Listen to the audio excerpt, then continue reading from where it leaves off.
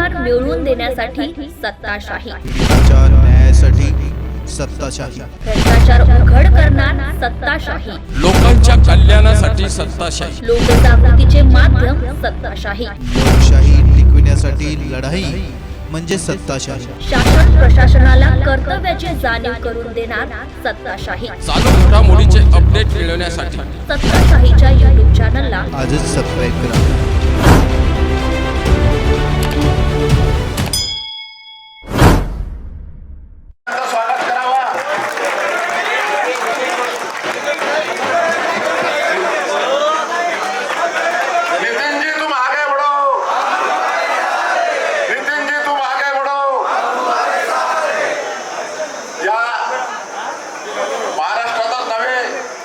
संपूर्ण देशात ज्यांनी रस्त्याचं जाळं विणलं, रस्त्याचं जाळं हे म्हणजे देशाच्या विकासाचा फार महत्वाचा भाग आहे. ते आपले आदरणीय या ठिकाणी आलेले आहेत. आपण सर्वांनी टाळ्या वाजवून त्यांचं स्वागत करावं. धन्यवाद.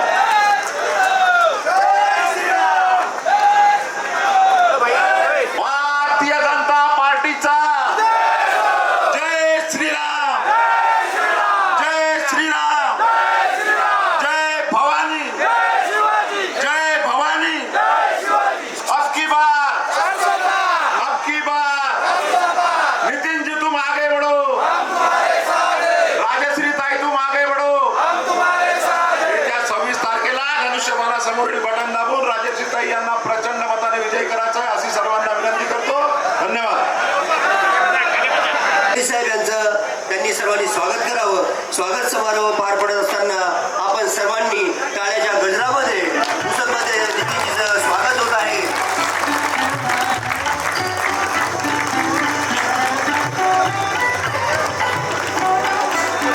विकसित भारताचे कैवारी कर्मयोगी नितीनजी गडकरी, काश्मीर पासून कन्याकुमारी विकास पुरुष नितीनजी गडकरी, संपूर्ण भारतात रस्त्याचे जाळे विणणारे, विकासाला चालना देणारे नितीनजी गडकरी, आपल्या कार्यकर्तृत्वाने लोकांच्या हृदयात वसलेले नितीनजी गडकरी, समस्त समृद्ध आणि मानवतेचे पुजारी आपले सर्वांचे आवडते नितीनजी गडकरी यांच्या इथं आगमन झाले. यानंतर मी सन्मानपूर्वक विनंती करतो आदरणीय आमदार इंद्रनीलजी नाईक साहेब यांनी उपस्थितांना संबोधित करावं.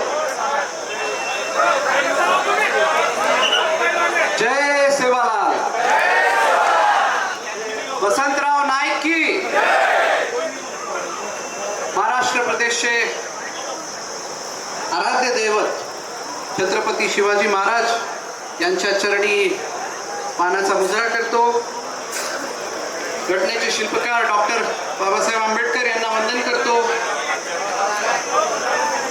हरित क्रांतीचे प्रणेते स्वर्गीय वसंतरावजी नाईक साहेब यांना विनम्र अभिवादन. जलक्रांतीचे प्रणेते स्वर्गीय सुधाकररावजी नाईक साहेब यांना विनम्र अभिवादन करतो. आजच्या या प्रचार सभेला आवर्जून उपस्थित आपल्या सर्वांचे लाडके आणि ज्यांच्या नावावर विरोधक असेल कोणी असेल ज्यांचं एक मत असतो ते आपल्या सर्वांचे लाडके सन्मान्य नितीनजी गडकरी साहेब, मंचावर उपस्थित सर्व मान्यवर, या पुसद परिसरातील सर्व जनता, माझे युवा मित्रांनो आणि पत्रकार बंधू भगिनींनो, निवडणुकीला समोर जाताना सन्मान्य गडकरी साहेब यांना आपलं ऐकणं फार गरजेचं आहे. आणि आता नुकतंच आम्ही गाडीत होतो तेव्हा येण्याबद्दल जर कोणाचा जिव्हाळा असेल तर ते सन्मान्य नितीनजी गडकरी साहेब आहेत.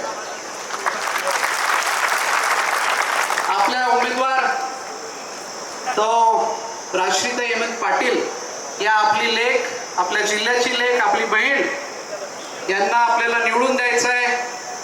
सर्वप्रथम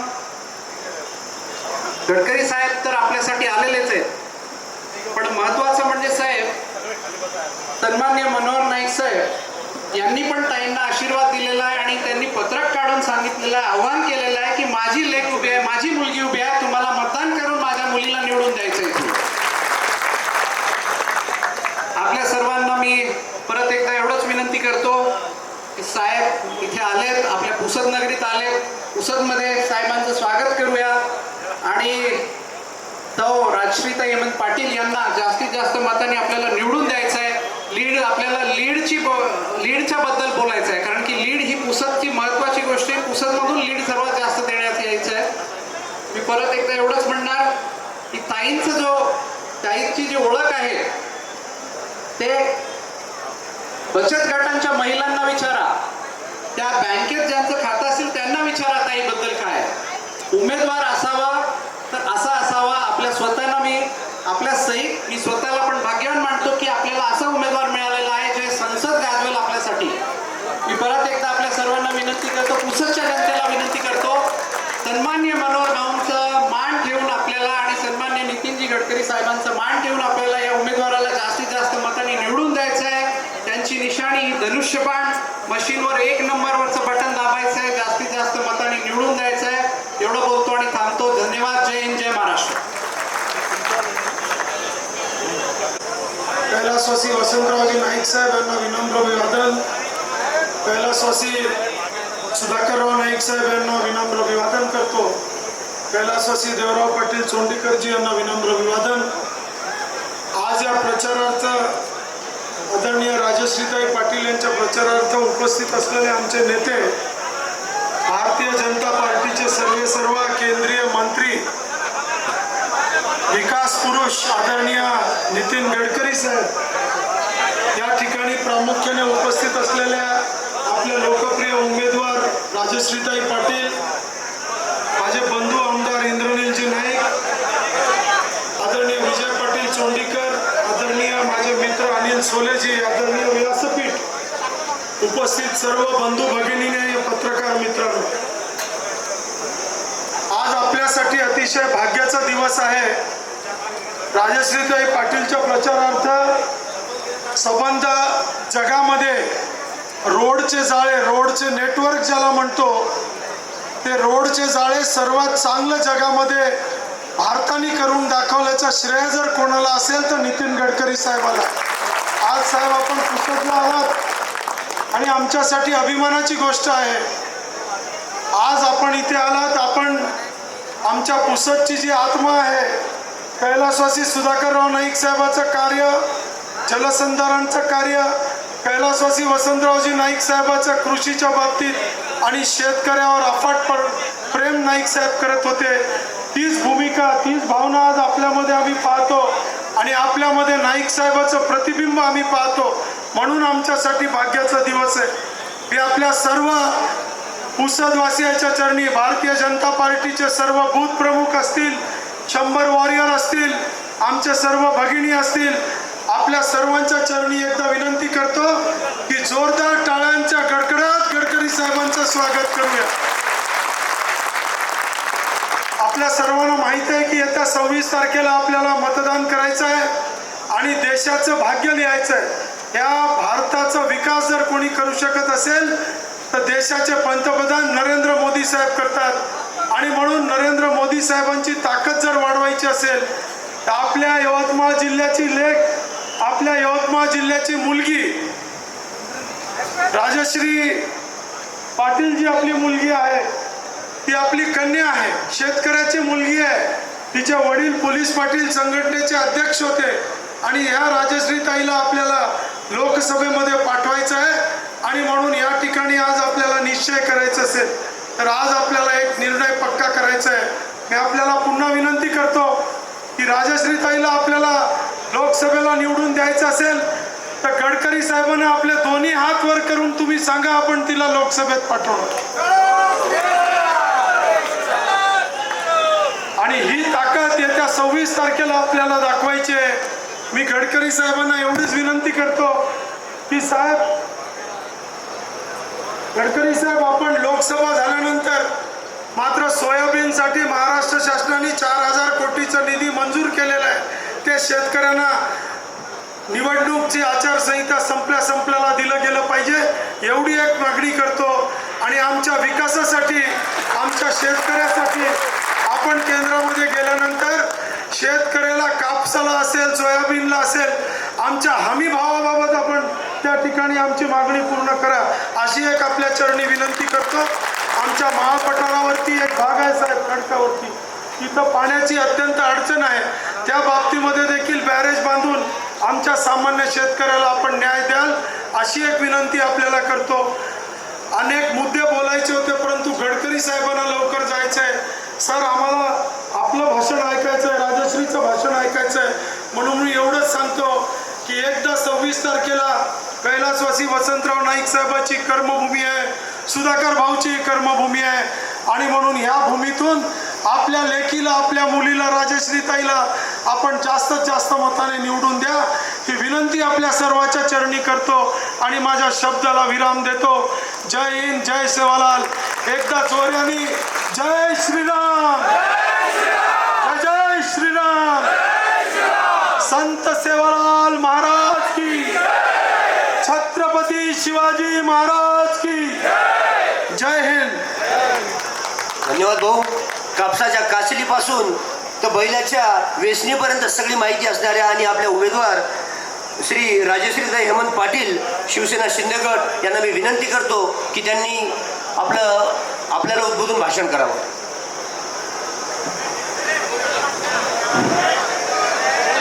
महाराष्ट्राची कुलस्वामिनी तुळजाई भवानी, या महाराष्ट्राच्या सह्य कपाडीवर स्वराज्याचं देखणं शिल्प कोरणारे छत्रपती शिवराय, माझ्यासारखी सर्वसामान्य स्त्री चार चौघात ज्यांच्यामुळे बोलायचं धाडस करू शकली अशा क्रांतिज्योती सावित्रीबाई फुले, महात्मा ज्योतिबा फुले, राष्ट्रसंत तुकडोजी महाराज, राष्ट्रसंत गाडगे महाराज, क्रांतीसूर्य बिरसा मुंडा, लोकशाहीर अण्णाभाऊ साठे, दीनदलित अस्पृश्य महिलांना मतदानाचा अधिकार देऊन माणूस म्हणून जगण्याची संधी देणारे घटनाकार डॉक्टर बाबासाहेब आंबेडकर, ज्यांचं नाव घेत तुम्ही आम्ही अत्यंत स्फूर्तीने आयुष्य जगत असतो असे श्री संत सेवालाल महाराज यांच्यासह 20% राजकारण आणि 80% समाजकारण हा वसा आम्हाला देणारे हिंदू हृदय सम्राट बाळासाहेब ठाकरे यांना अभिवादन करते.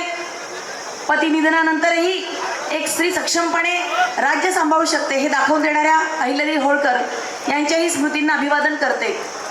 या पुसदनगरीचं ग्रामदैवत कारल्याच्या देवाला नमन करून आज यवतमाळ वाशिम मतदारसंघाच्या महायुतीच्या प्रचारार्थ या ठिकाणी उपस्थित असलेले सगळ्यांना या आसेतू हिमालय जोडणाऱ्या, हिंदुस्थानाला जवळ करणाऱ्या, सगळ्यांचा आयुष्याचा प्रवास सुखकर व्हावा म्हणून झटणाऱ्या आदरणीय माननीय नितीनजी गडकरी साहेब यांचं या माझ्या माहेरात मनापासून स्वागत करते. मंचावर उपस्थित महायुतीचे सर्व सन्माननीय पदाधिकारी, सर्व सन्माननीय नेते मंडळी, या ठिकाणी उपस्थित माझ्यापेक्षा वयानी, मानानी, अनुभवानी ज्येष्ठ श्रेष्ठ असलेली सर्व मानवाईक मंडळी, माय माऊल्या, माता भगिनी, तरुण बांधव, समस्त कार्यकर्ते, आपणा सगळ्यांना मानाचा जय महाराष्ट्र करते. खरं म्हणजे 2 दिवसावर निवडणूक येऊन टेपलेली आहे, त्यामुळे आज कुणी मतदान करायचं, काय मतदान करायचं, कशाला मतदान करायचं ही सांगण्याची वेळ मुळीच नाही आहे बांधवांनो. मला माहिती आहे आपण सगळेजण एवढ्या रणरणत्या उन्हात या ठिकाणी आलेल्या आहात. आपल्याला माननीय नितीनजींना ऐकायचं आहे. आपण या ठिकाणी रणरणत्या उन्हात आलेल्या आहात. आपण सगळेजण या महायुतीचे मतदार आहात. निश्चितच माननीय नरेंद्रजी मोदी साहेब यांना पुन्हा एकदा देशाचे पंतप्रधान करण्यासाठी आपण सगळेजण या ठिकाणी जमलेलो आहोत. अबकी बार 400 पार मध्ये या यवतमाळ वाशिमचा एक बुलंद आवाज गेला पाहिजे हा सगळ्यांनी मनाशी निश्चय केलेला आहे. तरी आपणा सगळ्यांची उमेदवार या नात्याने मी सगळ्यात पहिल्यांदा आपणा सगळ्यांना मनापासून विनम्र विनंती करते. येणाऱ्या 26 तारखेला होणाऱ्या निवडणुकीमध्ये मतपेटीवरती 1 नंबरवरती आपली निशाणी आहे धनुष्यबाण. हे धनुष्यबाण आहे प्रभू श्रीरामाचं, ज्यांनी अन्यायाविरुद्ध बंड पुकारलं. हे प्रभू श्रीरामाचं धनुष्यबाण आहे, ज्यांनी अत्याचाराविरुद्ध काम केलं आणि समस्त जनतेला सुखाचे दिवस आणले. महायुतीच्या माध्यमातून गेल्या 10 वर्षात या भारतामध्ये अनेक झालेले बदल तुम्ही आम्ही सगळेजण बघत आहोत. येणाऱ्या काळातही या लोकसभेच्या होणाऱ्या निवडणुकीत यवतमाळ वाशिमलाही विकास करण्याची संधी आणि संपूर्ण हिंदुस्थानात महायुतीचं सरकार येण्यासाठी माननीय नरेंद्रजी मोदी साहेब यांचे हात बळकट करण्यासाठी आपण सगळ्यांनी माझ्या धनुष्यबाण या बटनासमोरचं बटन दाबून प्रचंड बहुमताने आशीर्वाद द्यावेत, विजयी करावं ही सगळ्यात पहिल्यांदा मी आपणा सगळ्यांना विनंती करते आहे. निश्चित बांधवांनो, या निवडणुकीच्या निमित्ताने आदरणीय गडकरी साहेबांचं या ठिकाणी पावलं लागलेली आहेत. आदरणीय गडकरी साहेब हे दातृत्वाचं एक ज्वलंत उदाहरण आहे. त्यामुळे निश्चितच आमच्या या पुसद शहरासाठीच्या काही मागण्या असतील. आदरणीय माझे मार्गदर्शक ज्येष्ठ बंधू आमदार निलेजी नाईक साहेब माझे ज्येष्ठ बंधू आदरणीय इंद्रनील नाईक साहेब या दोघांनी भावंडांनी या ठिकाणी पुसद नगरीच्या काही मागण्या साहेबांपर्यंत पोहोचवल्या आहेत. त्यांना या छोट्या बहिणीची एक जोड म्हणून माझी एक विशेष विनंती राहणार आहे. साहेब, आपण अनेक मार्ग, अनेक मोठी मोठी गावं, छोटी छोटी गावं शक्ती मार्गाच्या माध्यमातून असेल, समृद्धी मार्गाच्या माध्यमातून असेल जोडलेली आहे, परंतु आमच्या पुसदच्या बाजूने शक्तीपीठाचे मार्ग गेलेले आहे, समृद्धी मार्ग गेले आहे. परंतु आमचं पुसद शहर हे एका सिमेंटच्या मुख्य रस्त्याने त्या समृद्धी मार्गाला जोडावं ही विनंती माझ्या समस्त पुसद मार्गाच्या माध्यमातून मी करते आहे. कारण आमच्या बाजूनेच गेलेलं आहे. पुसद हे गाव स्वर्गीय वसंतराव नाईक साहेबांच्या माध्यमातून, स्वर्गीय सुधाकरराव नाईक साहेबांच्या माध्यमातून आणि एकंदरीतच संपूर्ण नाईक कुटुंबियांनी शैक्षणिक माध्यमातून असेल, अनेक विकासांच्या माध्यमातून असेल, या महाराष्ट्राच्या विकासाच्या नकाशावर प्रामुख्याने झळकवलेलं आहे. परंतु हे करत असताना अनेक मुख्य प्रवाहांपासून आमचं शहर हे विकासापासून बरचसं बाजूला राहिलेलं आहे. त्यातलाच आत्ता उल्लेख झालेला माळ पठाराचा भाग असेल. हे माळ पठार हे स्थलांतरित मजुराचं मुख्य स्थान म्हणून आता माळ पठार सगळ्या महाराष्ट्रामध्ये ओळखायला लागलेलं आहे. आमच्या येथील स्थलांतरित मजुरांचे प्रचंड प्रश्न आहेत. हे थांबायचे असतील तर या माळ पठारावरती सिंचनाच्या सोयी होणं गरजेचं आहे. आदरणीय गडकरी साहेबांना मी सांगू इच्छिते की आमचं इसापूरचं धरण हे धरण आहे विदर्भात, परंतु धरण उशाला आणि कोरड घशाला आमची अशी विदर्भवासियांची अवस्था आहे. मी आतापर्यंत मराठवाड्याची सूनवतीच आहे, त्या ठिकाणी मला असं काही बोलता आलं नाही, पण आता मी हक्काने माझ्या माहेरच्या या माझ्या भावंडांसाठी निश्चितपणे या सिंचनासाठी भांडू शकते. आमच्या या इसापूरचं पाणी आमच्या या माळपठारच्या लोकांसाठी यावं, जेणेकरून आमच्या इथल्या स्थलांतरित मजुरांचा प्रश्न सुटेल. या माध्यमातून आमची लेकरं सुद्धा या मजूर मायबापांसोबत गावाकडून निघून जातात, त्यांचं शिक्षण अर्धवट राहतं. कालांतराने शिक्षण अर्धवट राहिलं म्हणून पुढची ही पिढी मजुरीकडे वळते आणि मग या संपूर्ण भागाचा विकास त्या माध्यमातून खुंटला जातो. आपल्या माध्यमातून याचाही विचार व्हावा ही माझी नम्रतेची विनंती असेल. MIDC या ठिकाणी आहे, परंतु पाहिजे त्या पद्धतीने अजूनही त्या भागाचा विकास झालेला नाही आहे. आमच्या MIDCचाही या ठिकाणी विकास होणं अत्यंत गरजेचं आहे. चांगले चांगले व्यवसाय या भागात येणं, जेणेकरून आमच्या भागातील बेरोजगार युवकांच्या हाताला रोजगार प्राप्त होऊन आमच्या या ठिकाणी शिकलेल्या मुलांना याच ठिकाणी रोजगार मिळेल, व्यवसाय मिळेल, याचीही या ठिकाणी आपल्याला व्यवस्था करता येईल. निश्चितच आज या ठिकाणी बोलत असताना सगळे माझे कास्तकार बांधव आहेत. आदरणीय या ठिकाणी विचार मंचाला माहिती आहे, माझ्या छोट्या भगिनी मोहिनीताई नाईक या ठिकाणी ग्रामीण भागातनं फिरत असतात. त्यांच्यासोबत फिरत असताना मलाही अनेक प्रश्न जाणवले. या ठिकाणी उमेदवार म्हणून फिरत असतानाच नव्हे तर या भागात सामाजिक कार्यकर्ते म्हणूनही या ठिकाणी काम केलेलं आहे. साहेब, कास्तकारांचे प्रश्न खूप मोठे आहेत. निश्चितच या युती सरकारने हमी भावाची जी काही रक्कम आहे ती रक्कम देऊ केलेली आहे. आचारसंहिता संपल्यावर आमच्या शेतकऱ्यांच्या खात्यात ती पडेल, परंतु मला वाटतं या प्रश्नावरती मुळातून आपण उत्तर शोधणं गरजेचं आहे. वरवरती मलमपट्टी करण्यापेक्षा जर आमच्या शेतकऱ्याच्या या दुखण्याचं मूळ शोधलं तर त्यावरती काम करण्यासाठी आमच्या या विदर्भातला, वराडातला आणि त्यातूनही खास करून आमच्या या यवतमाळ वाशिम मधला कापूस हा जगाच्या पाठीवर सर्वोत्तम गुणवत्ता असलेला कापूस होता. एकेकाळी आमच्या इथे फिरलेली शकुंतला, ही शकुंतला झुकझुक गाडीत तुम्हाला आम्हाला बसायसाठी नव्हती, तर या शकुंतलेमधून आमच्या इथला कापूस हा मँचेस्टरला जायचा, लंडनला जायचा. उत्तम प्रतीचं कापड आमच्या इथल्या कापसातून होतो.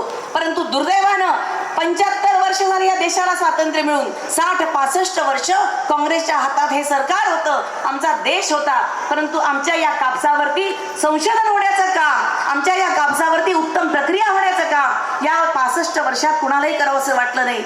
माननीय या ठिकाणी गडकरीजी साहेबांना माझी विनंती आहे, निश्चित या कापसावरती या ठिकाणी संशोधन केंद्र आणि प्रक्रिया केंद्र होणं गरजेचं आहे, जेणेकरून इथल्या कापसाच्या मालाला कायमचा भाव कसा जास्तीचा मिळेल. आणि या ठिकाणी पिकणारं सोयाबीन, आदरणीय गडकरीजी साहेब हे नवनवीन संकल्पनांना जन्म देणारे, नवनवीन कल्पना लोकांपर्यंत पोहोचवणारे आहेत. माननीय गडकरीजी साहेबांना मी सांगू इच्छिते की जगामध्ये लोक आता मांसाहाराकडून शाकाहाराकडे वळायला लागलेले आहेत. शाकाहाराचे पदार्थ लोकांनी स्वीकारले, परंतु तोंडाला अजूनही वाटतं की मांसाहाराची चव मिळाली पाहिजे. या पदार्थांचा बेस म्हणून आज सोयाबीनला प्रचंड मोठी मागणी जगभरात आहे आणि या सगळ्या पदार्थांसाठी बेस म्हणून सोयाबीन हे प्रचंड मोठं एक या ठिकाणी हब निर्माण होऊ शकतं. साहेब, या सोयाबीनवरती संशोधन आणि प्रक्रिया उद्योग आमच्या या पुसद भागात, यवतमाळ भागात झाल्यात.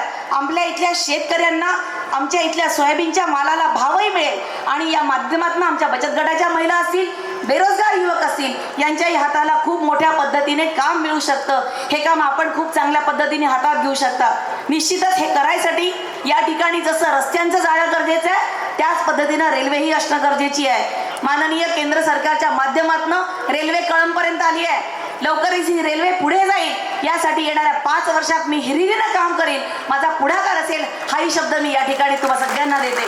निश्चित बांधवांनो, ही लोकसभेची निवडणूक आहे, ही गावकी भावकीची निवडणूक नाही आहे. ग्रामपंचायतीच्या निवडणुकीमध्ये कोणी रामराम नाही केला म्हणून सहज आपण म्हणतो रामराम नव्हता केला, बघून घेतो तुला ग्रामपंचायतला कसं निवडून आणतो.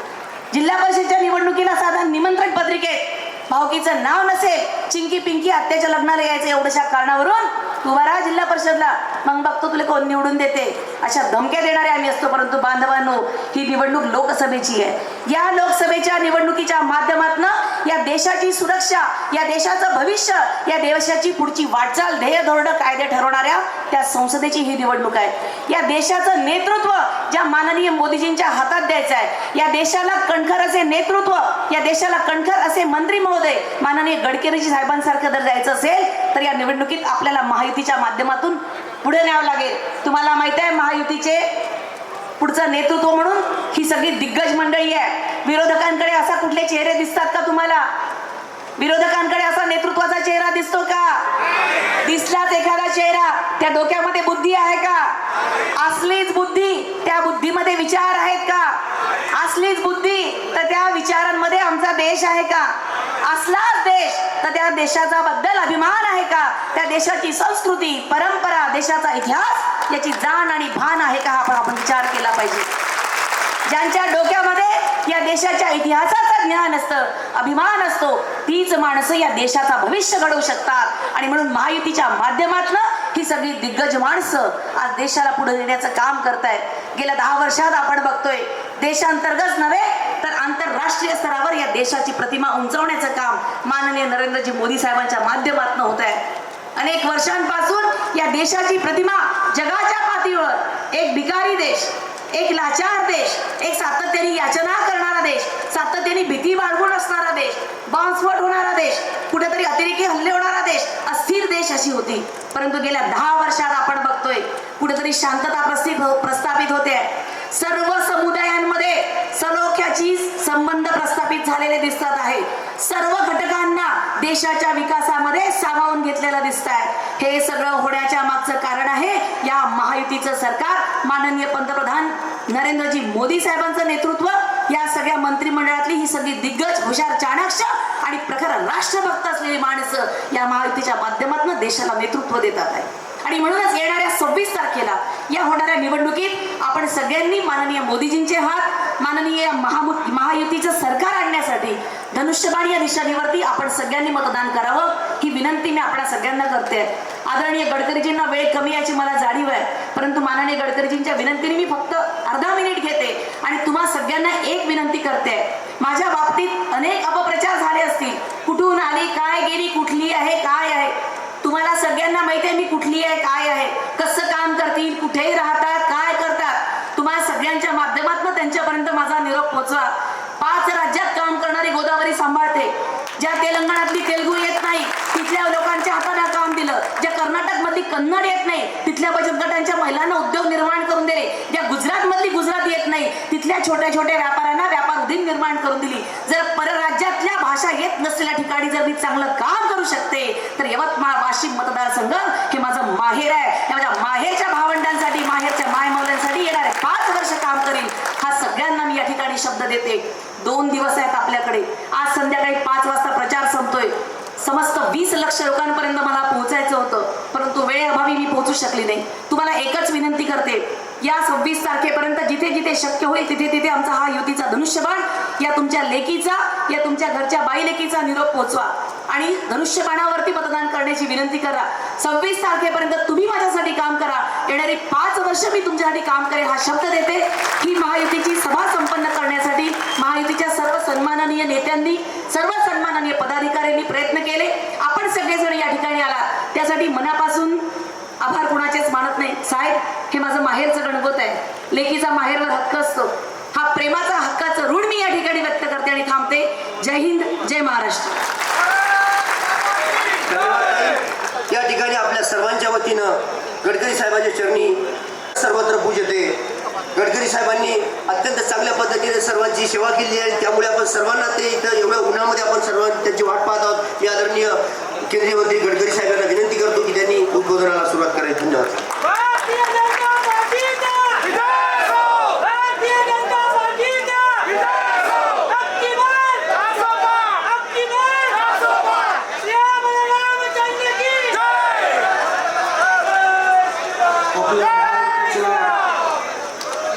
लोकप्रिय उमेदवार आदरणीय राजश्री पाटील, आमदार निलेश नाईक, आमदार इंद्रनील नाईक, विधानमंडळातील माझे सहकारी माजी आमदार विजय पाटील चोंडीकर, श्री राजन मुखळे, महादेवराव सुपारे, मोहिनीताई नाईक, मंचावर उपस्थित सर्व महायुतीच्या विविध पक्षाचे सन्मान्य नेते मंडळी आणि उपस्थित बांधवांनो आणि बहिणींनो, पुसद ही स्वर्गीय वसंतराव नाईक आणि सुधाकरराव नाईकांची कर्मभूमी आहे.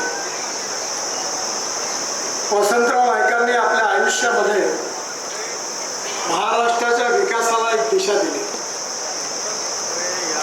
सगळ्यात महत्त्वाचं म्हणजे महाराष्ट्रातल्या हरित क्रांतीचे प्रणेते म्हणून आपण आजही वसंतराव नाईक यांचं नाव लक्षात ठेवतो.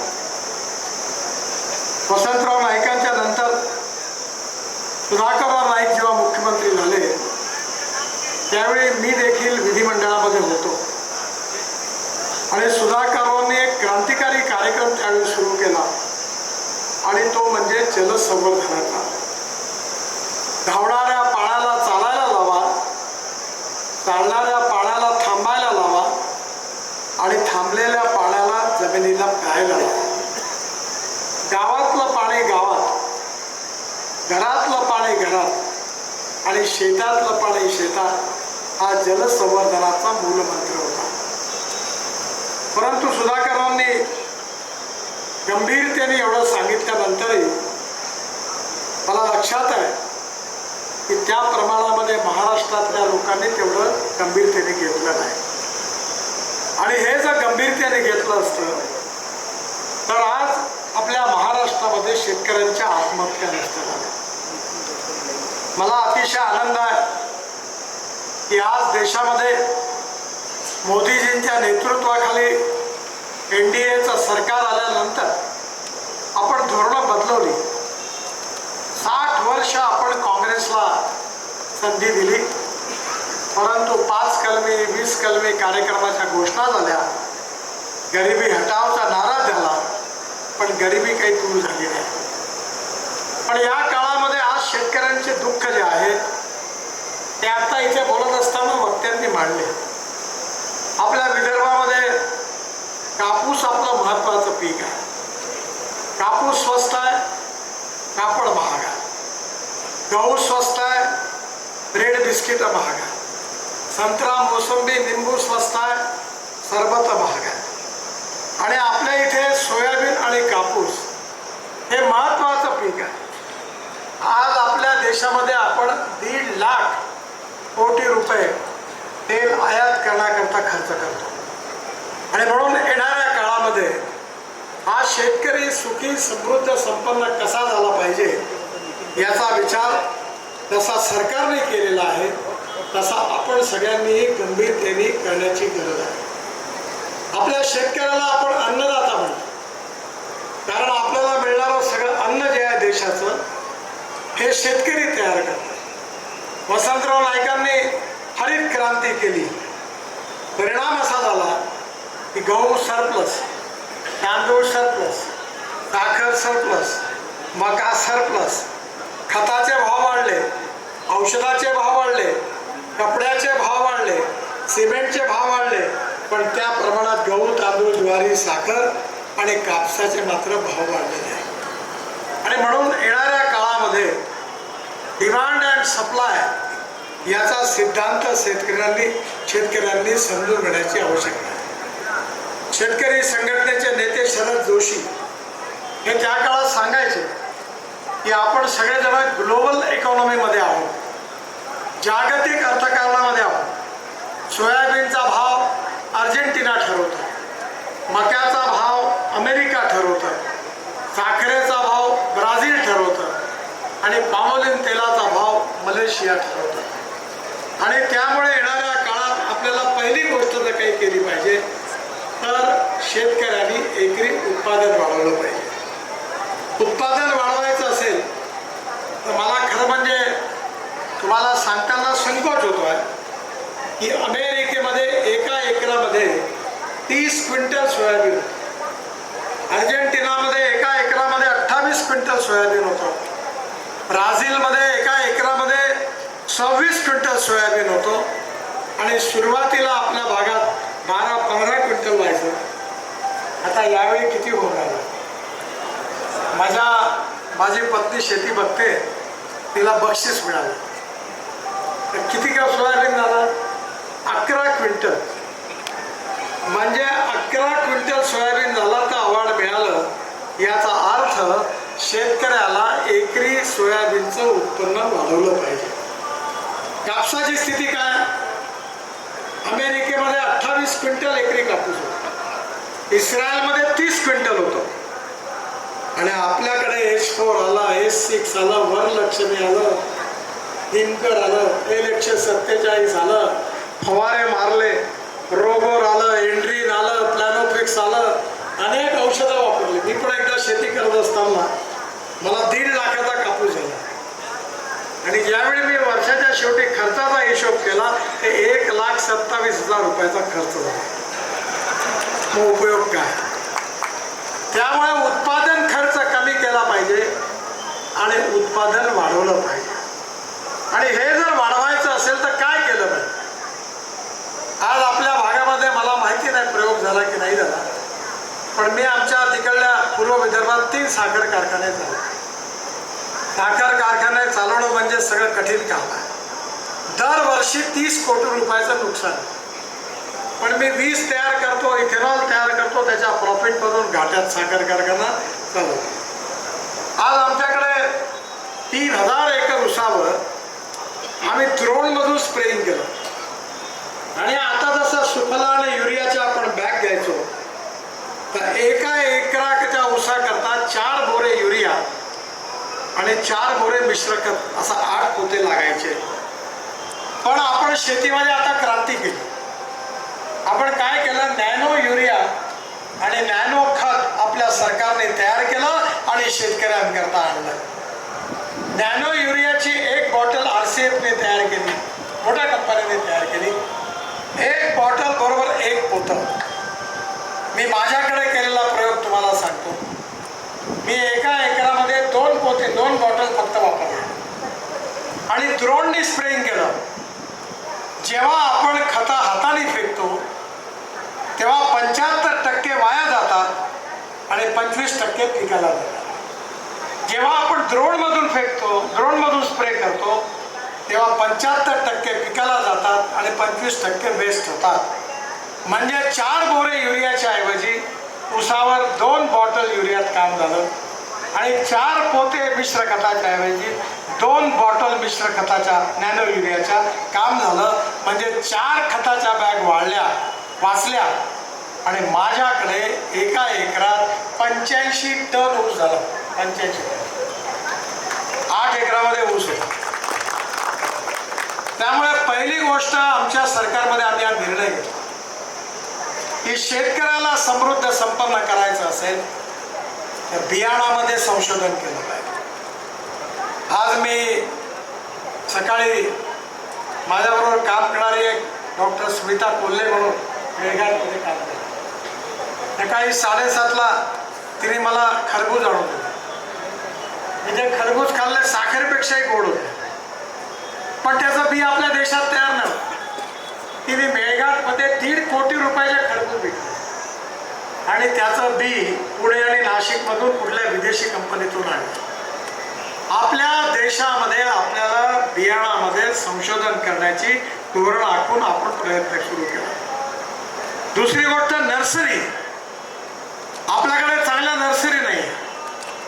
आपल्या इथे सह्याद्री फार्म म्हणून नाशिकला त्यांनी द्राक्षाची नर्सरी टाकली मोठी. मी गेलो ती बघायला.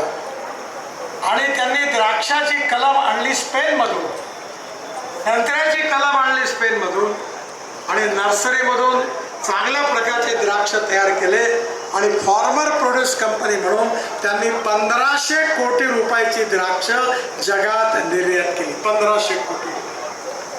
हे परिवर्तन कशामुळे झालं? म्हणून नर्सरी आणि बियाणं आणि यांत्रिकीकरणाचा उपयोग. तुम्ही आता ट्रॅक्टर वापरता डिझेलचा.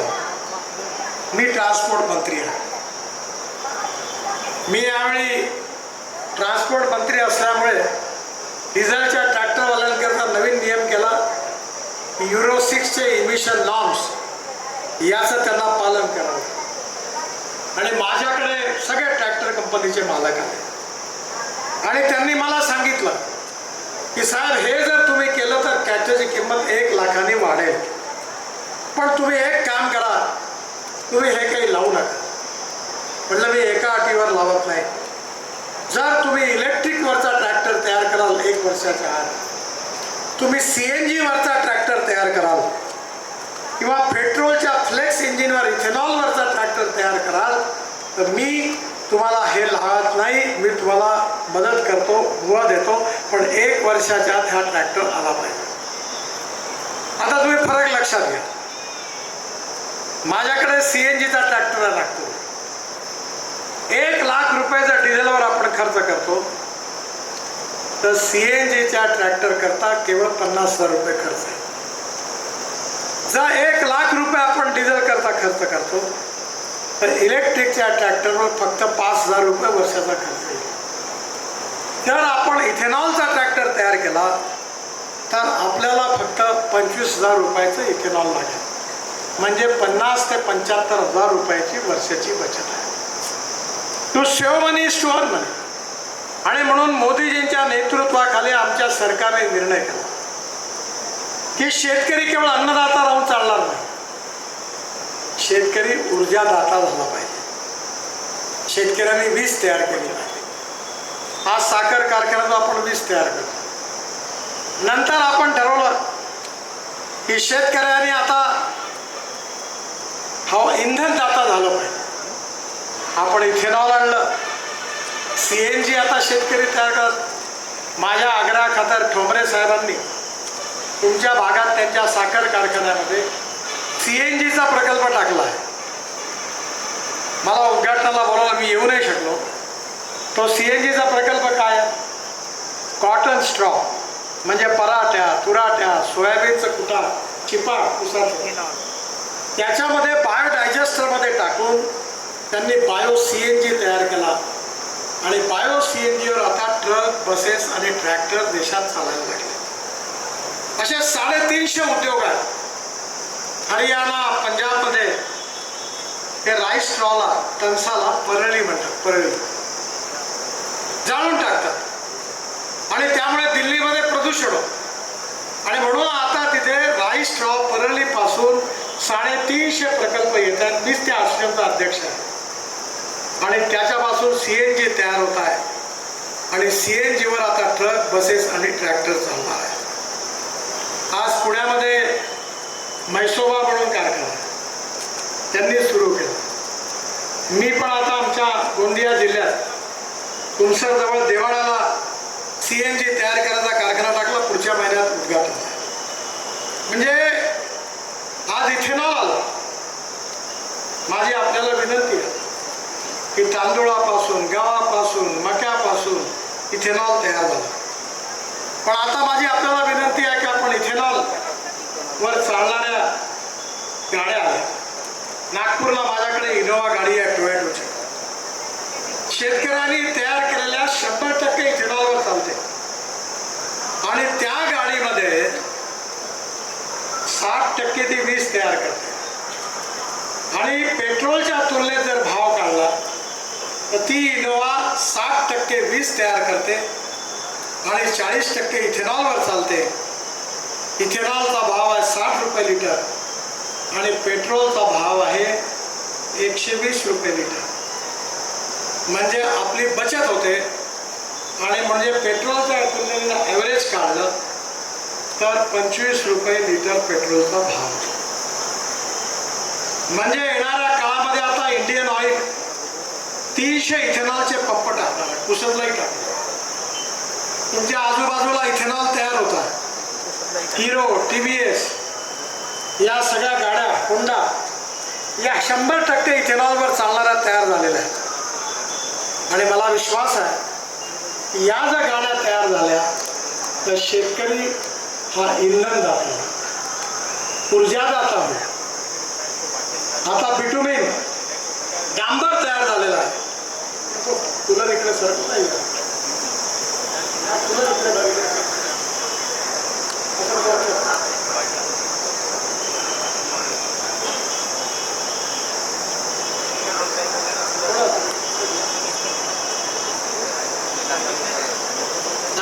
धोरणं आणलेली आहे आणि म्हणून माझी आपल्या सगळ्यांना विनंती आहे की शेतकऱ्याच्या कल्याणाकरता आपल्या राजश्रीताईंना निवडून द्या आणि त्यांना विजयी करा आणि शेतकऱ्याला समृद्ध करा ही विनंती करण्याकरता मी आपल्याला आलो आहे. आपण त्यांना विजयी करा ही विनंती करतो आणि माझ्या आपल्या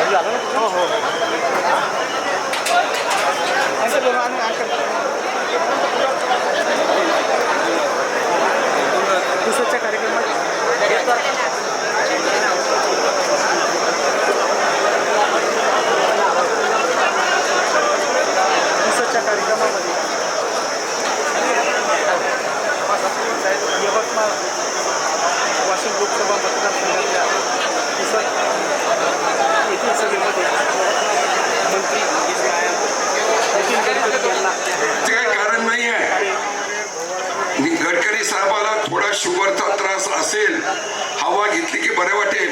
आता आपण खाली पडले बोलत आहे, गडकरी साहेब बोलत आहे, बरं आतमध्ये बोलत आहे, कोणी काळजी करू नका. 5 मिनिटे खाली बसा किंवा जाऊ शकतो. सगळ्या उपस्थितांना विनंती आहे, आपल्या इथला एकदम हेलिकॉप्टरमधनं आलेले आहेत 4 सभा करून साहेब या ठिकाणी आलेले आहेत. उन्हाचा तडाखा आहे त्यामुळे शुगरचा त्रास असल्यामुळे साहेबांची शुगर डाऊन झालेली आहे या ठिकाणी. त्याच्यामुळे माझी विनंती आहे सगळ्यांना आपण शांततेने घ्यावं, शांतता राखावी. साहेब बोलतात आहे सगळ्यांसोबत, डॉक्टर या ठिकाणी आहेत, सगळीच व्यवस्था या ठिकाणी आहे. त्याच्यामुळे साहेबांना काहीही होऊ देणार नाही. आपण पुसतकर सगळेजण आपण सोबत आहोत, सगळ्यांनी शांततेने घ्यावं ही विनंती करते. आपण आपल्या जागावर 2 मिनिटं बसून घ्यावी ही विनंती करते. कृपया आपण सगळ्यांनी शांततेने बसून घ्या, सगळ्यांनी शांतता राखावी. गडकरी साहेबांची तब्येत चांगली आहे, मी बोलून आलोय. त्यांना शुगरचा प्रॉब्लेम आहे, आता बोलतात छान, थोडंसं धीर धरा अशी विनंती आहे. थोडं शांततेने घ्या. बातमी टाकली हो, टाकली बघा.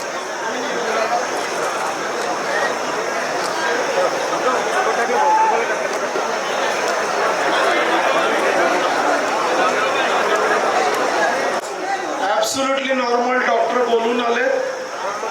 परमेश्वराची कृपा आहे, वसंतराव नाईक साहेबाची भूमी आहे, काही होणार नाही साहेबांना. थोडा सगळ्यांनी शांत राहा, सगळं चांगलं होईल साहेब. आपल्याला साहेबांचं मार्गदर्शन मिळालं. थोडं विनंती आहे सगळ्यांना.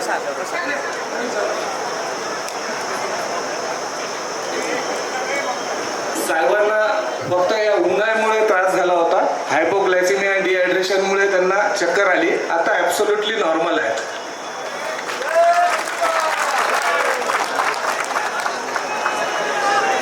एक वेळच्या भुकानी त्या मागच्या पार्सल सारखी उठून आपली अवकात दाखवून द्यायची नाही, लक्षात घेतलं पाहिजे आपण सगळ्यांनी. या ठिकाणी गडकरी साहेबांना शुगरचा त्रास झाला, आपल्या इथल्या उन्हाचा त्रास झाला, थोडीशी भोवळ आली, 5 मिनिटं ते आतमध्ये गेले. उपचार घेऊन त्यांनी शब्द दिला की मी येतोय. त्यांच्या येण्याची वाट बघत आपण या ठिकाणी बसलं पाहिजे, शांततेने बसलं पाहिजे. श्री संत सेवालाल महाराज की, छत्रपती शिवाजी महाराज की, वंदे जय श्रीराम.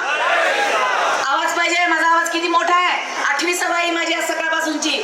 भारत माता की. बांधवांनो, मनापासून तुमची माफी मागते. थोडासा आवाज चढवून बोलावं लागलं, परंतु कसं असते, लेकीला कधी कधी मायच्या भूमिकेत आणि बापाच्या भूमिकेत यावं लागतं. सभा थोडीशी डिस्टर्ब होऊ लागली होती. मनापासून माफी मागते. तुमची लेख आहे, चूक भूल झाली असेल माफ करा. परंतु त्या ठिकाणी गडकरीजी साहेब म्हणतात की मी येतो. आम्ही म्हणतोय की साहेब तुम्ही आराम करा, औषधोपचार करा. डॉक्टरांची टीम त्या ठिकाणी गेलेली आहे. औषधोपचार घेऊन ते शेवटची 2 शब्दाची विनंती करायला का होईना, पण त्यांची इच्छा आहे तुमच्या समोर यायची, तुमच्यासोबत बोलायची, तुमचे प्रश्न समजून घेण्याची. त्यांच्या भाषणातून एकदा तरी जाणवलं की ते निवडणुकीचं भाषण करतात आहे. त्यांच्या प्रत्येक शब्दातून जाणवत होतं की माझ्या शेतकऱ्यांचं भलं कसं करता येईल. त्यांच्या प्रत्येक वाक्यातून जाणवत होतं की माझ्या या गावकुसातल्या, माझ्या या माळ पठारावरच्या, माझ्या या रानावनातल्या शेतकऱ्यांच्या भल्यासाठी मला नवीन कुठली क्रांती देता येईल का, प्रत्येक शेतकऱ्याला नवीन काहीतरी देता येईल का, हे स्वप्न बघणारा हा विकास पुरुष आज आपल्या रणरणत्या उन्हात या पुसदकरांच्या विकासासाठी इथं येऊन उभा राहिलेला आहे.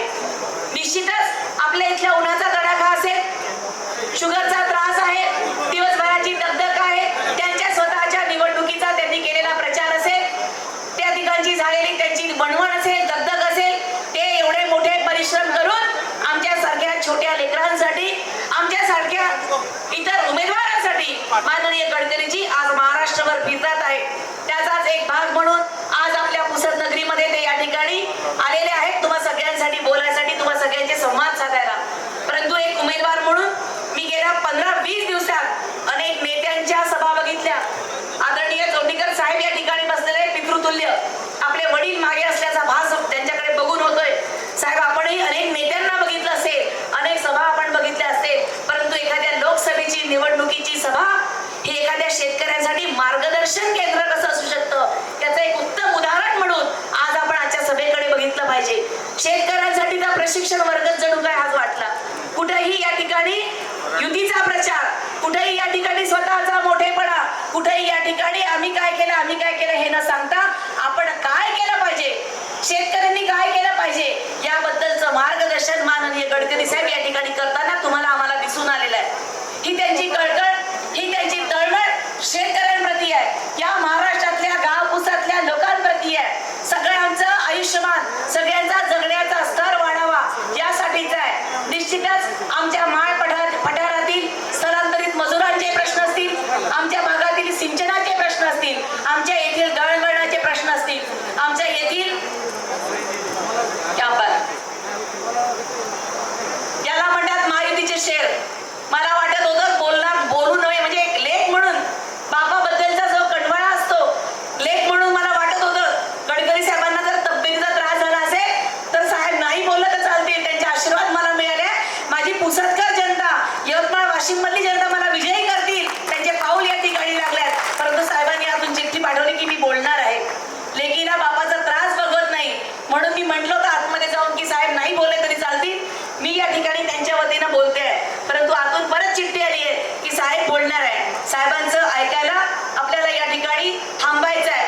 आणि म्हणून बांधवांनो, या ठिकाणी साहेबांच्याच भाषणाचा धागा पकडून मी पुढे नेते आहे. साहेब बोलत होते, जोपर्यंत आपल्या शेतामध्ये पिकणाऱ्या पिकावरती प्रक्रिया होणार नाही, जोपर्यंत आपल्या निघाऱ्या मालावरती आपल्या तिथे प्रक्रिया उद्योग उभे राहणार नाही, तोपर्यंत आमच्या मालाला योग्य भाव मिळू शकत नाही, याची आपण दखल घेतली पाहिजे. त्यांनी इथेनॉलचा उल्लेख केला, त्यांनी सीएनजीचा उल्लेख केला. यासोबतच आपल्या इथे जे सोयाबीन पिकतं, या सोयाबीनच्या या पिकाकडे मी येते आहे. मग बोलताना मला वेळ कमी होता म्हणून मी फार कमी शब्दात सांगितलं, परंतु आज जगामध्ये सगळ्यात जास्त मागणी चेक हॅलो चेक. साहेबांना बोलण्याची सगळी तयारी चालू आहे. तुम्हाला सगळ्यांना विनंती आहे, मागे उभे असलेल्या माझ्या बहादर बांधवांना विनंती आहे. साहेब एवढी तब्येतीची अडचण असूनही तुमच्यासोबत संवाद साधत आहे. मागे असलेल्या शिवसैनिकांना, मागे असलेल्या भारतीय जनता पक्षाच्या सगळ्या पदाधिकाऱ्यांना, मागे असलेल्या राष्ट्रवादीच्या सगळ्या माझ्या पदाधिकाऱ्यांना, महायुतीच्या सर्व सन्माननीय कार्यकर्त्यांना विनंती आहे, आपण सगळ्यांनी या सभागृहात येऊन बसायचं आहे. माननीय गडकरी साहेब एक कणखर नेतृत्व, एक विकास पुरुष, एक ताकदवान नेता, एक दूरदृष्टीचा नेता, या देशाचं विजन विकास करण्याचं नेतृत्व गडकरी साहेब लवकरच तुम्हा सगळ्यांसोबत बोलायसाठी येत आहे. निश्चितच बांधवांनो, नेता कशाला म्हटलं पाहिजे, ताकद कशी उभी करायची असते, आपल्या एखाद्या गोष्टीला चिटकून राहण्यासाठी प्राणाच्या पलीकडेही देऊन समर्पण कसं करायचं असतं, हे ज्यांच्याकडे बघून तुम्हाला आम्हाला शिकायला मिळतं ते म्हणजे माननीय नितीनजी गडकरी साहेब आहे. त्यांच्यासाठी आपण जोरदार टाळ्या वाजवल्या पाहिजे बांधवांनो.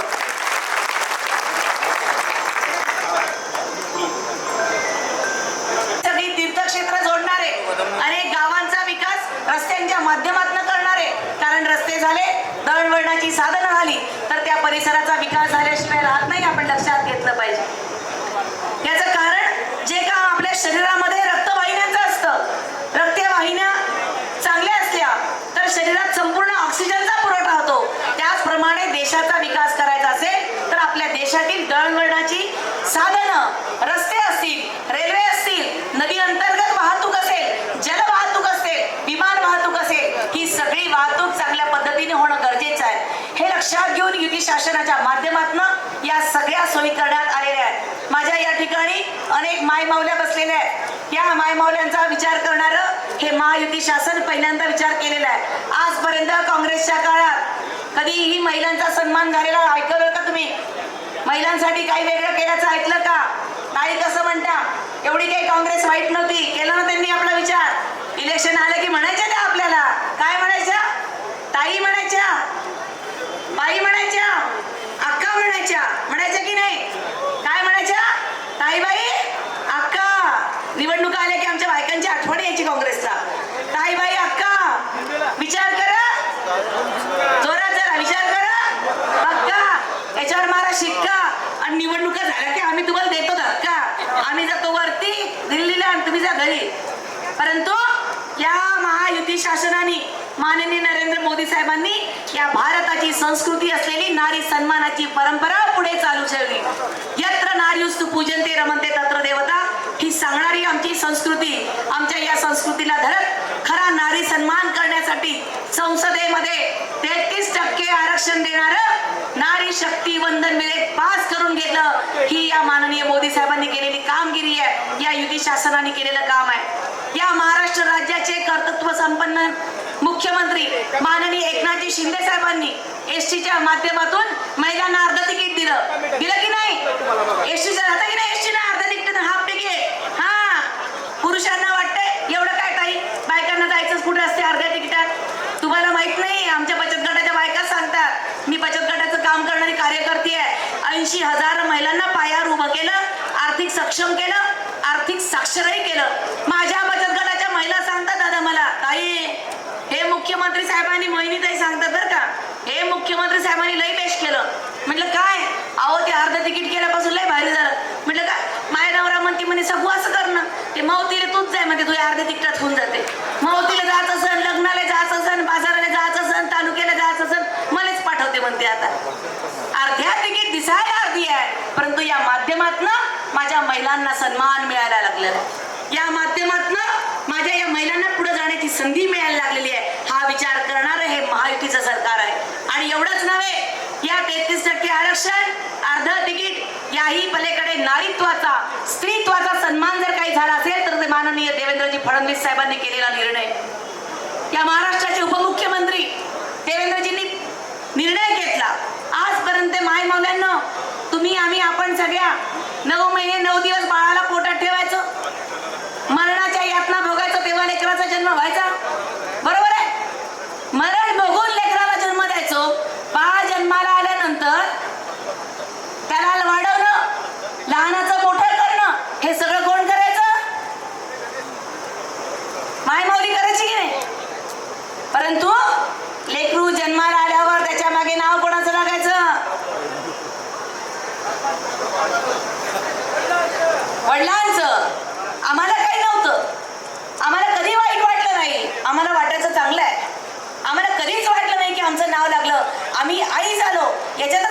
होतो. आम्ही आपलं पिंट्याचे बाबा, बाळ्याचे बाबा याच्यातच खुश राहायचो. परंतु या युती शासनाला वाटलं यत्र नार्यस्तु पूजन्ते रमन्ते तत्र देवता, ही माननीय मोदी साहेबांनी घालून दिलेली शिकवण युती शासन आता ही पुढे नेली. आणि माननीय देवेंद्रजींनी हा कायदा केला की बाळ जन्माला आल्यानंतर त्याच्या नावाच्या मागे वडिलांच्या नावाच्या आधी त्याच्या आईचं नाव लागलं पाहिजे, जी त्या बाळाला जन्म घालते. याला म्हणतो नारीत्वाचा सन्मान, याला म्हणतात स्त्रीत्वाचा सन्मान. स्त्रीत्वाचा सन्मान, नारीत्वाचा सन्मान करणारे हे युती शासन, या देशाची परंपरा, या देशाच्या संस्कृतीचा अभिमान असणारे हे शासन. आणि विरोधक काय टीका करतात? इलेक्शनला उभे राहिल्यावर या माहेरच्या लेकीला काय म्हणतात? पार्सल. बरोबर आहे?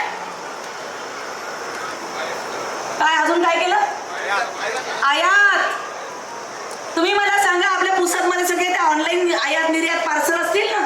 पार्सल काय काय येतो आपल्या गावात? वही ते अभी पार्सल से मंगवाते होगी ना साड़ी, कुछ अच्छी अच्छी साड़ी है, इतने दिन भाऊ को पता भी नहीं लगता होगा.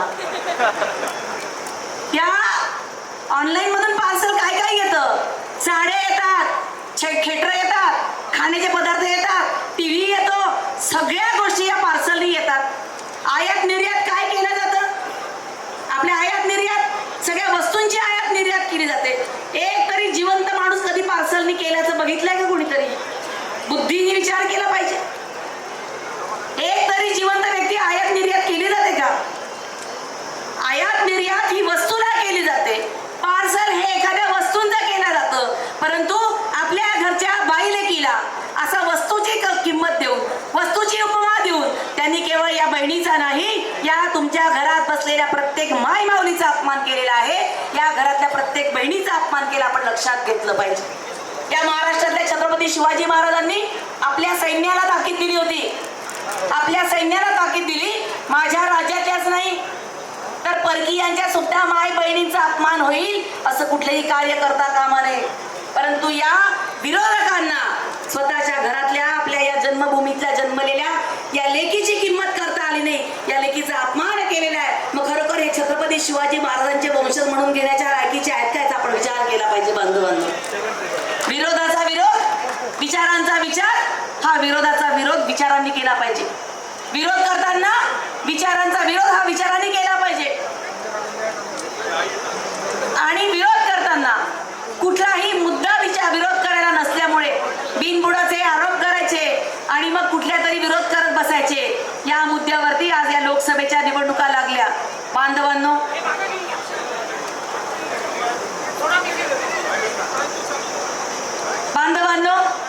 तुम्ही पण येऊन करता का व्यवस्था? मी लयच लक्ष जाऊन राहिलं तिकडं तुमचं. ते करणारे करतात, काही तुमच्यासोबत बोलून राहिले, तर इकडे लक्ष द्या. आणि म्हणून या लोकसभेच्या निवडणुकीच्या निमित्ताने हे प्रॉब्लेम कशामुळे आले? 26 वर्ष सांगू का तुम्हाला? हे 25 वर्ष काँग्रेसने जे काही 60-65 वर्ष आपला इथला विकास केला नाही, याचं कारण आपण ज्याच्याकडे लक्ष द्यायला पाहिजे होतं त्याच्याकडे लक्षच दिलं नाही आणि भलत्याच भानगडीकडे लक्ष देत राहिले. हे काँग्रेसकडे नीट लक्ष दिलं असतं, त्याच्याकडून कामं करून देते. आदरणीय नितीन गडकरी साहेबांचा, आदरणीय गडकरी साहेबांचा, आदरणीय गडकरी साहेबांचा, भारतीय जनता पार्टीचा, भारतीय जनता पार्टी, जय श्रीराम, जय श्रीराम, जय श्रीराम, भारतीय जनता पार्टीचा विजय असो, भारतीय जनता पार्टीचा विजय असो. त्यामुळे मला चक्कर आली, परंतु आता मी व्यवस्थित आहे आणि आपलं भाषण संपून मग मी जाणार आहे. टाकला तर भाऊने जे टाकला तोच व्हिडिओ आहे. मी आपल्याला मगाशी सांगितलं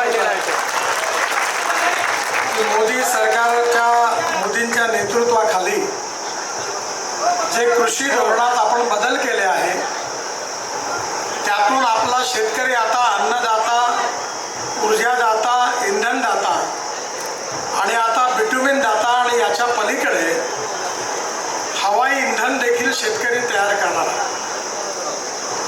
स्पाइसजेटचं एक विमान डेहराडूनवरून दिल्लीपर्यंत शेतकऱ्यांनी तयार केलेल्या इंधनावर आपण आणलं आणि यशस्वी झाला. येणाऱ्या काळामध्ये आपल्या हवाई इंधनामध्ये 5% शेतकऱ्यांनी तयार केलेलं इंधन टाकण्याचा निर्णय देखील सरकार लेवलवर होणार आहे. त्याचबरोबर तुम्हाला माहिती आहे की आपलं भविष्यातलं इंधन हायड्रोजन आहे. पाण्यापासून हायड्रोजन जसा तयार होतो तसा आता बायोमासपासून पण तयार करायला सुरुवात झाली आहे. माझ्याकडे दिल्लीला हायड्रोजनवर चालणारी गाडी आहे आणि 100% ती हायड्रोजनवर चालते आणि मर्सिडीजपेक्षाही पण चांगली आहे. त्या गाडीचं नाव आहे मिराई. मिराई म्हणजे भविष्य. आणि त्यामुळे आता शेतकऱ्यांनी गहू, तांदूळ, ज्वारी, मका याच्याबरोबर हवाई इंधन, डांबर, त्याचबरोबर पेट्रोल डिझेलचा पर्याय असणारा इथेनॉल आणि CNG हा कसा तयार करता येईल याच्या धोरणाला आपण मान्यता दिली आहे आणि मोठ्या प्रमाणावर देशात आता याचं उत्पादन सुरू झालेलं आहे. आपलं 16 लाख कोटी रुपयाचा आयात आहे, इम्पोर्ट आहे. हे 16 लाख कोटी रुपये जर शेतकऱ्यांच्या खिशात गेले तर गावं समृद्ध आणि संपन्न झाल्याशिवाय राहणार नाही. अनेक साखर कारखाने जे आहेत तुमच्याही भागात ठोंबरे साहेबांनी बगासपासून CNG तयार करायचे उद्योग टाकला आहे. त्यामुळे येणाऱ्या काळामध्ये केवळ अन्नधान्यावर अवलंबून न राहता शेतकरी ऊर्जादाता, इंधनदाता, हवाई इंधनदाता हा कसा होईल याचं धोरण आमच्या सरकारने तयार केलेलं आहे. आणि म्हणून मला विश्वास आहे की येणाऱ्या काळामध्ये गावं समृद्ध संपन्न होतील. जे 16 लाख कोटी रुपये आपण इम्पोर्ट करतो त्याच्याऐवजी हा सगळा पैसा हा शेतकऱ्यांच्या घरात जाईल आणि स्मार्ट सिटी नाही तर स्मार्ट विलेजेस तयार होतील आणि तरुण मुलाला जो शेतकऱ्याचा आहे त्याला आपल्या गावात रोजगार मिळेल आणि गावं समृद्ध आणि संपन्न झाल्याशिवाय राहणार नाही. हे धोरण सरकारने स्वीकारले. एकीकडे सिंचनाच्या सुविधा वाढवणं, विशेषतः आपल्या महाराष्ट्रामधले जे सिंचन प्रकल्प बंद पडले होते त्या प्रकल्पाकरता त्या काळामध्ये मी वॉटर रिसोर्सेस मंत्री असताना भरपूर पैसे दिले. विशेषतः प्रधानमंत्री कृषी सिंचन योजनेमध्ये विदर्भाकरता 11,728 कोटी रुपयाचे 7 प्रकल्पाकरता निधी दिला. बेमळा प्रकल्पाला 1,34 कोटी रुपये दिले आणि बळीराजा जलसंजीवनी योजनेमध्ये 9,305 कोटीचे 69 प्रकल्प आपण यवतमाळ जिल्ह्यात विदर्भाला दिले आणि यवतमाळ जिल्ह्यात खर्डा, कोची, आंबेझरी, मैदापूर, कोहळ, अमळापूर व इतर 8 प्रकल्पाकरता 488 कोटी रुपये दिले. मला आपल्याला एवढंच सांगायचं आहे की एकीकडे जलसंवर्धनाचा जो कार्यक्रम सुधाकर नाईकांनी सुरू केला त्याची मोठ्या प्रमाणात अंमलबजावणी करणं, दुसरीकडे लहान, मध्यम आणि मोठे प्रकल्प पूर्ण करणं आणि आपल्या इथलं सिंचनाचं पर्सेंटेज आपण जवळपास 60% वरती नेणं आणि ते जर नेलं आणि उत्पादन वाढवलं तर आपल्या शेतात, गावात क्रांती झाल्याशिवाय राहणार नाही. आणि म्हणून भारत सरकारने मोदीजींच्या नेतृत्वाखाली हे जे नवीन धोरण स्वीकारलेलं आहे त्याचे परिणाम दिसायला सुरुवात झालेली आहे. ही गोष्ट खरी आहे की केवळ मका, ज्वारी, गहू, तांदूळ लावून काही आपलं भविष्य बदलू शकत नाही. आणि त्याचबरोबर अजून एक विनंती मी आपल्याला करणार आहे. आपण विदर्भ आणि मराठवाड्याकरता मदर डेअरी नागपूरला आणली. मदर डेअरीचा 450 कोटी रुपयाचा प्रकल्प सुरू होत आहे आणि आपण 40 लाख लिटर दूध विदर्भातून घेणार आहे. त्यामुळे येणाऱ्या काळामध्ये दुधाचं देखील उत्पादन वाढवणं याकरता आपण प्रयत्न केला. 52 साली आपल्या इथून गीर जातीची गाय ब्राझीलमध्ये गेली होती. ही गाय 60 लिटर दूध देते.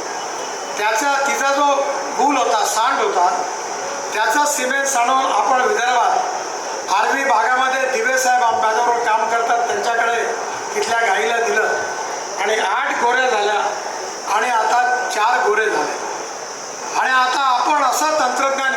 केला आहे की बेटी बचाव अभियान जसं करतो तसं आता गाईमध्ये 100% गोरीच होईल, गोरा होणार नाही.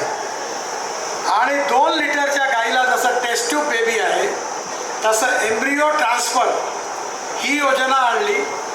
नागपूरला व्हेटरनरी युनिव्हर्सिटी सेंटर सुरू केलं. दुसरं सेंटर पवारसाहेबांनी बारामतीत सुरू केलं. आणि तिसरं सांगलीमध्ये चितळे डेअरीने सुरू केलं. आणि या तिन्ही सेंटरचं उद्घाटन करण्याची मला संधी मिळाली. आणि आता हळूहळू आपली एक एक गाय ही देशी गाय 20 लिटरची होईल. दुधाचा महापूर आपण येणाऱ्या काळात निर्माण करू. आणि त्यामुळे दुधाच्या उत्पादनामुळे शेतकरी निश्चितपणे समृद्ध आणि संपन्न होणार आहे.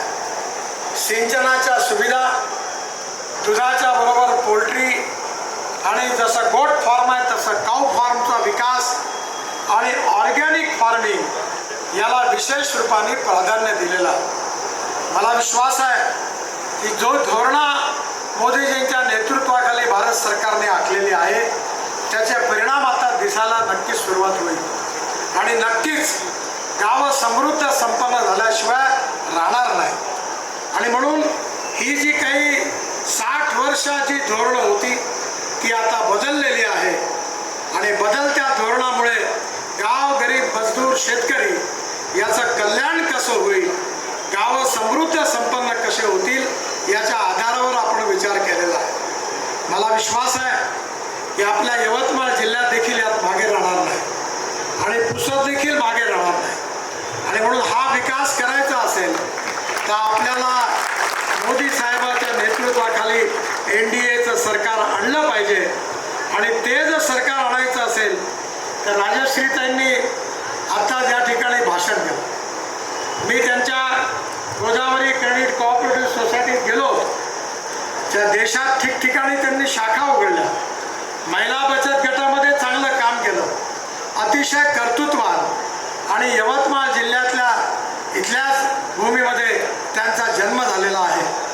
आणि त्यांच्याजवळ कार्य आणि कर्तृत्वामध्ये नेतृत्वाचे गुण आहेत. आणि म्हणून त्यांना आपण या ठिकाणी तिकीट दिलेलं आहे. एक अतिशय उत्तम कर्तृत्वान, शेतकऱ्यांचे प्रश्न समजणारी आणि महिलांकरता बचत गटाच्या माध्यमातून उत्तम काम करणारी आणि सहकार क्षेत्रात उत्तम काम करणारी अशी त्यांची प्रतिमा आहे. आणि मला विश्वास आहे की लोकसभेमध्ये यवतमाळ जिल्ह्याचा आवाज बुलंद केल्याशिवाय त्या राहणार नाही असा मला पूर्ण विश्वास आहे. म्हणून आपण सगळ्यांनी त्यांना प्रचंड मताने विजयी करावं अशी विनंती करतो. धनुष्यबाण त्यांचं चिन्ह आहे आणि आपण त्यांना नक्की विजयी कराल असा विश्वास व्यक्त करतो. आणि आपण मला या ठिकाणी थोडा वेळ मला आराम करून मी आलो, कारण उन्हामध्ये हेलिकॉप्टरचे पण AC बंद होता, इथेही हवा नव्हती आणि टेम्परेचर खूप जास्त असल्यामुळे थोडा मला त्रास झाला.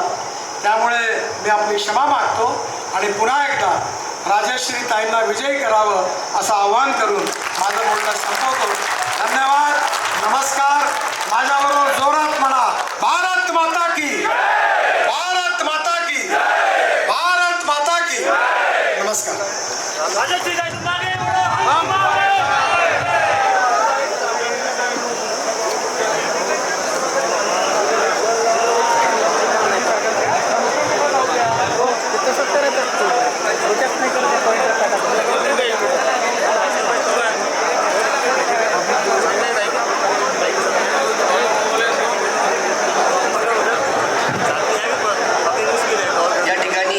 सर्वांनी शांततेचं पालन केलं. अत्यंत ऊन असताना सुद्धा सर्वजण इथं उपस्थित राहिले.